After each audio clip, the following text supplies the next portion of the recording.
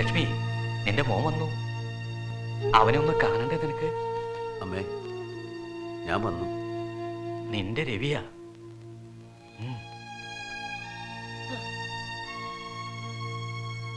അമ്മേ, മനസ്സിലായിട്ടുണ്ടാവില്ല.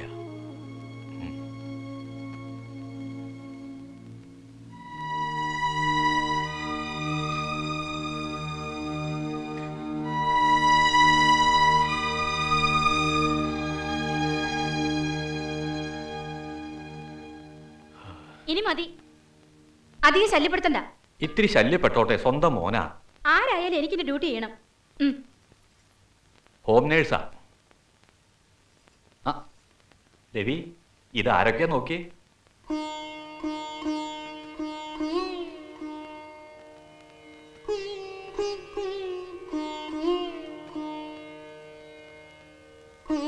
സുനന്ദേ,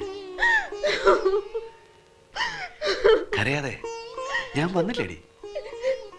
എന്നാലും 10-18 കൊല്ലായിട്ട് ഞങ്ങളെയൊക്കെ ഇങ്ങനെ മറന്നുല്ലോ. രവിയേട്ടനെന്ന് സന്തോഷമായി. നീ എന്താ ഒന്നും വേണ്ടാത്തെ?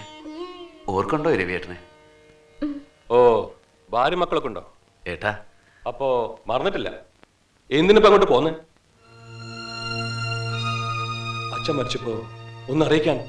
അച്ഛന്റെ കാര്യം പോട്ടെ, അച്ഛൻ തന്നെ ശത്രുവായിരുന്നല്ലോ. ഞങ്ങളോ പാവം അമ്മയെ പോലും മറന്നില്ലടാ നീ. കഴിഞ്ഞതൊക്കെ പോട്ടെ രാജേന്ദ്ര, വന്നൂലോ അവൻ. ലക്ഷ്മിക്ക് ഭാഗ്യമുണ്ട്. ഭാഗ്യം കണ്ടാ തിരിച്ചറിയുന്ന ആർക്കറിയാം. ആ, ഇനി എല്ലാവരും ദേവിയുടെ മുറി നിന്ന് പോണം.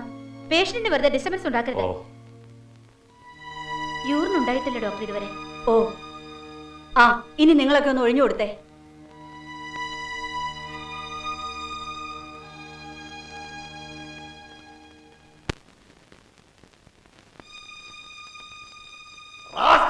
നീ അല്ലടാ അതെടുത്തത്?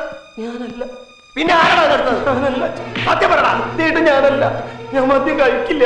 നീ അല്ലാതെ ഇവിടെ പിന്നെ ആരാടാ എടുക്കുക? അവൻ തന്നെ അച്ഛാ. അയ്യോ ഞാനല്ല, ഏട്ടനാ. മോണ പറയുന്നോടാ റാസ്കൽ.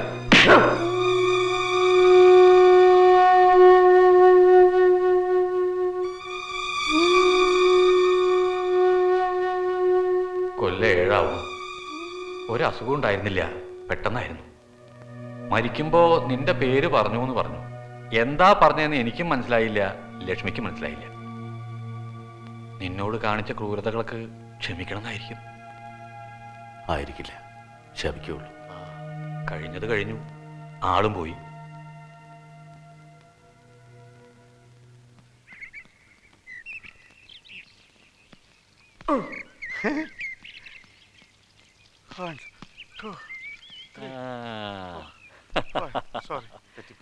ആ ഫയൽമാനെ മനസ്സിലായോ? ശ്രീധരൻ മാമ, ഇന്ന് എത്ര നടന്നറിയോ? 5 കിലോമീറ്റർ. അയ്യോ, ഇങ്ങനെ നടക്കാൻ തുടങ്ങിയാൽ ആ നൂല് പോലും ആവൂലോ വക്കീലേ. BP കുറഞ്ഞു. ഓ, മറ്റവനെ കൺട്രോൾ ചെയ്യാൻ പറ്റാത്ത. ആരെ? ഷുഗറേ. ഓ, ഭാവിക്കാൻ വിചാരിക്കാൻ സമയായി. അല്ല, കക്ഷിയെ മനസ്സിലായില്ലല്ലോ. രവിക്ക് മനസ്സിലായില്ലേ കക്ഷി? സുനന്ദയുടെ ഭർത്താവല്ലേ? അയ്യോ, എങ്ങനെ മനസ്സിലായി? അത് തന്നെ കണ്ടറിഞ്ഞൂടെ? ഇത് തന്റെ രണ്ടാമത്തെ അളിയൻ രവീന്ദ്രനാഥൻ. ഓ, സുനന്ദ പറഞ്ഞിട്ടുണ്ട്, നാട് വിട്ടുപോയ കക്ഷിയല്ലേ. കൊള്ളാം. എപ്പോ വന്നു? രാവിലെ. ഞാൻ 5:30 മണിക്ക് മോർണിംഗ് വാക്കിന് പോകും. ഡെയിലി നടക്കുന്ന ഡോക്ടർ പറഞ്ഞിട്ടുണ്ടേ. ഭാവിക്ക് വിശ്വസിക്കാൻ സമയമായി. സുനന്ദേ.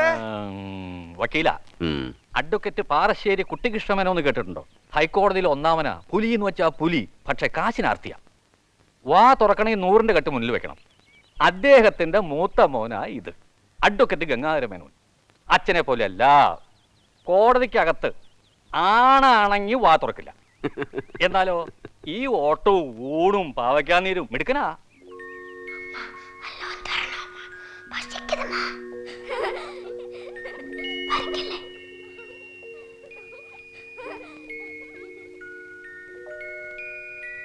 എന്താ എല്ലാരും ഒഴിഞ്ഞു മാറി നിക്കണേ?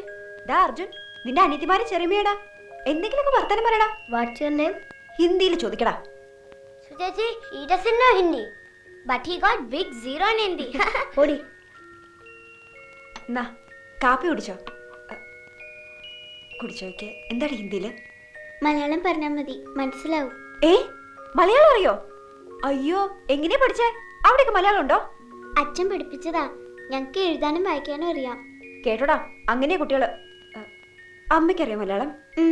ഉവ്വുമായി പറഞ്ഞാ മനസ്സിലാവും. അയ്യോ, വർത്താനം പറയാൻ എന്ത് ചെയ്യുന്നു വിചാരിച്ചിരിക്കുന്നു ഞാൻ. ഓ, സമാധാനായി. എന്താ എല്ലാരും ഇവിടെ? എടി സുജേ, ഇതുവരെ 2 ചായ എന്റെ റൂമിലേക്ക് തരാൻ പറ്റില്ല നിനക്ക്? പറ്റിയില്ല. അതെന്താന്നാ ചോദിച്ചേ? എനിക്ക് മനസ്സില്ല. ഞാൻ നിങ്ങളുടെ വേലക്കാരിയാ, എന്നെ ഭരിക്കണ്ട. ഞാൻ പിന്നെ നിന്നെ തൊഴണോ? ആസത്ത്, ഇതാരെ എവിടെ കൊണ്ടുവച്ചേ? ആരാത്? Devi uncle's wife and daughters. വിച്ചിരാ വെങ്ക്? That I don't know. Mummy told me. കുറച്ച് ദിവസമായി വിരുന്നുകാർക്കൊരു കുറവുമില്ലല്ലോ. മണി, ഒരെണ്ണത്തിന് വിളിച്ച കേക്കില്ല.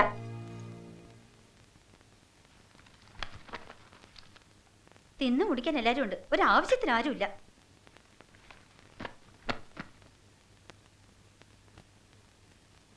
ഞാൻ നിങ്ങളുടെ കല്യാണത്തിന്റെ പടങ്ങൾ കാണായിരുന്നു. ആരാ? ഹരി എവിടെ? അവൻ പല്ല് തേക്കണു. ഞാൻ വരുമ്പോ അവൻ ഭയങ്കര ഉറക്കം. പണ്ടേ ഉറക്കപ്രാന്തനാ. നിങ്ങൾ ആരാ? നീന, നിനക്ക് ആളെ മനസ്സിലായില്ലേ? രവിയേട്ടൻ. യോ ബ്രദർ. ആ, ഞാൻ പറയാറില്ലേ രവിയേട്ടന്റെ കാര്യങ്ങള്. പണ്ട് ഞാൻ എന്തൊക്കെ വികൃതി ഒപ്പിച്ചാലും അച്ഛന് നടി രവിയേട്ടന്. ഇപ്പൊ പറയരുത് രവിയേട്ടൻ. മതി മതി, തുപ്പ്. ബ്രഷിങ് കഴിഞ്ഞിട്ട് മതി സംസാരം.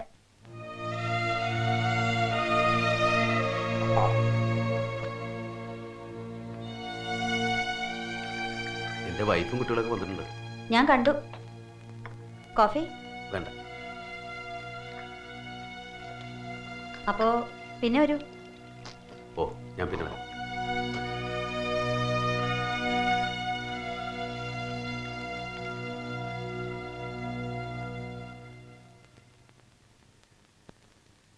രവിയേട്ടൻ പോയോ? പോയി. ആ, ഇരിക്കാൻ പറയായിരുന്നില്ലേ? ഞാനൊന്നും സംസാരിച്ചില്ല. ഞാൻ പറഞ്ഞു സംസാരിക്കണ്ടെന്ന്. ചെല്ല്, താഴെ ഭാര്യ മക്കളൊക്കെ ഉണ്ട്. നീ കണ്ടോ? കണ്ടു. ആഹാ. വെള്ളപ്പൊക്കം ദുരിതം എന്നൊക്കെ പറഞ്ഞ് ഗുജറാത്തിൽ നിന്ന് ബീഹാറിൽ നിന്നൊക്കെ ചില അഭയാർത്ഥികൾ വരാറില്ലേ? കണ്ടാ അതുപോലുണ്ട്.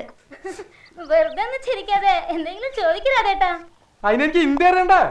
രാധാകൃഷ്ണ, അന്വേഷിച്ച ഒരിടത്തും കാണില്ല. അല്ലെങ്കിൽ വേണ്ടടുത്തും വേണ്ടാത്തടത്തൊക്കെ ഉണ്ട്. ഒന്ന് ഒപ്പന ഫ്ലൈറ്റ്. നിനക്ക് തോന്നുന്ന സമയം എത്തിയാ മതിയോ? എന്ത് പറഞ്ഞാലും കുവ്. അല്ല, ഇതെന്താ ഇവിടെ ഒന്നിങ്ങനെ നിലത്തിരിക്കണേ? അന്തരായിയേ. പർവാനേ, എന്താ? അകത്തേക്ക് വന്ന് ഇരിക്കാൻ പറയായിരുന്നു. ഇഷ്ടമല്ല എടുത്തിരിക്കട്ടെ, വരുന്നുകാരനല്ലോ.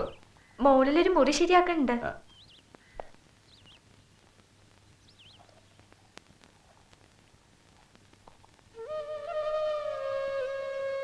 എന്തു പറ്റി?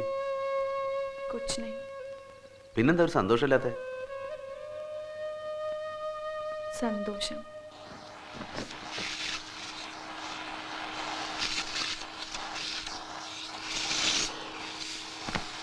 പണ്ടിതായിരുന്നു അച്ഛന്റെ മുറി. ആരെങ്കിലും വിരുന്നുകാർ വരുമ്പോഴേ തുറക്കൂ. അടച്ചിട്ടിട്ടാ ഒരു പൊട്ട മണം. ഒരു ചന്ദനത്തിരി കത്തിച്ചിരിക്കാം അല്ലേ? അല്ല, കുട്ടി ഏതാന്ന് എനിക്ക് ഇപ്പോഴും മനസ്സിലായില്ല. ഞാൻ പറഞ്ഞില്ലേ, ഞാൻ ഇവിടുത്തെ വേലക്കാരിയാ. അവള് ശ്രീധരമൂത്താരുടെ മോളുടെ മോളാ.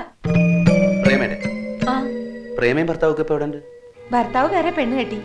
അപ്പൊ പ്രേമ അവരെവിടെയാണെന്ന് ആർക്കും അറിയില്ല. അയ്യോ, കടന്ന് പോടി അവിടുന്ന്. കഥ പറച്ചില്. മോളെ, നീ ഞാൻ നിങ്ങളുടെ മോളൊന്നുമല്ല. മോള് എന്താ ചേച്ചി ദേഷ്യപ്പെട്ടെ? അജാജി നമ്മുടെ ആരാന്നാ പറഞ്ഞ? അത് അച്ഛന് വേറൊരു പെങ്ങള് കൂടി ഉണ്ടായിരുന്നു. ശ്രീധരൻ മുത്തച്ഛന്റെ മോള് പ്രേമലത അമ്മായി. ആ അമ്മായിയുടെ മോളാ ചേച്ചി. ആ അമ്മായി ഇപ്പൊ എവിടെയാച്ചാ?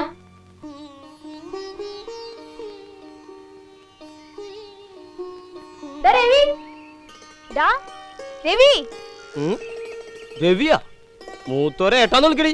നീ പോടാ, എന്നെക്കാ വെറും 2 മാസത്തെ മൂപ്പല്ലുള്ളൂ നിനക്ക്. ഞാനേ പ്രീ ഡിഗ്രി സെക്കൻഡ് ഇയറാ. നീ ഇപ്പൊ ചേരാൻ പോണല്ലോ. അങ്ങനെ ആടി ആമ്പിള്ളേര് ഓരോ ക്ലാസ്സിലും പഠിക്കാനുള്ളതൊക്കെ പഠിച്ചിട്ടേ വരൂ. 10ാം ക്ലാസ് പഠിച്ചിരാനേ എനിക്ക് 3 കൊല്ലം വേണം. ഓ, എന്റെ അമ്മായിക്ക് ഇങ്ങനെ ഒരു സൽപ്പത്തിന് ഉണ്ടായല്ലോ. ഡാ,